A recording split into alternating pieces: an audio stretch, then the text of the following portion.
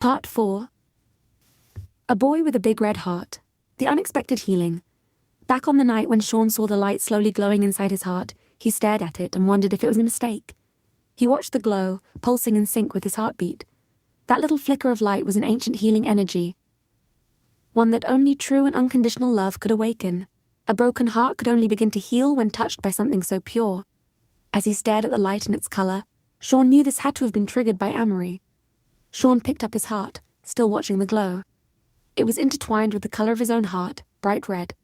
Although the red had been faded for so long, this was the first time in years that Sean had seen his heart shine. He wiped away his tears, eyes fixed on the glowing heart.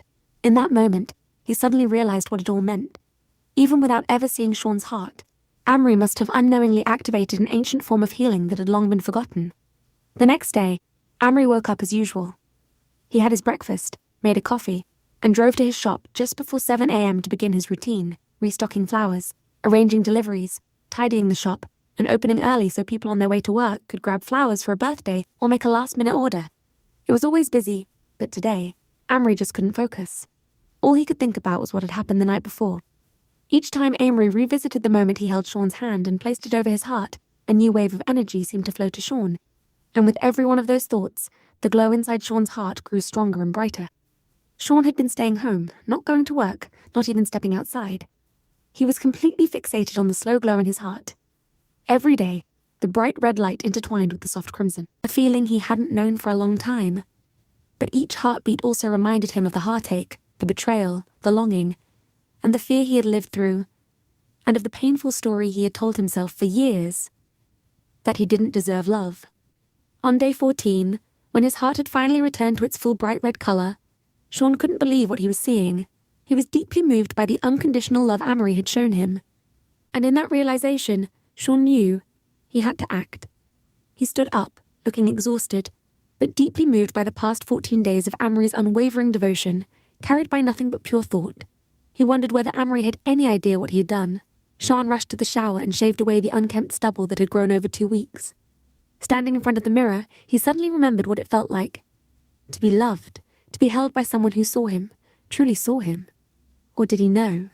Sean paused. But this time he was sure. He couldn't walk away from someone who had changed his life. Not for who Sean was, or what shape or color his heart had become, but simply just because. Sean ran into his closet.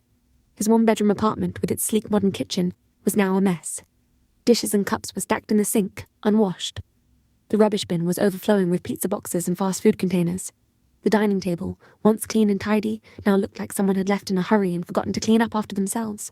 His imprint could still be seen on the leather couch. Sean had always been a tidy person. Some might even call him obsessive. But the truth was, it was one of the few things he felt he could control in his life. Where the pen belonged on the desk. Which drawer the shirts or shorts went into. These small details gave his world a fragile order.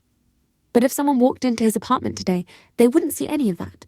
That impression would be gone. Running down the apartment corridor, Sean now looked better, freshly showered, wearing clean clothes. His eyes, though, were tired, a quiet red from days of emotion. He caught a taxi and gave the driver the address to Amory's florist.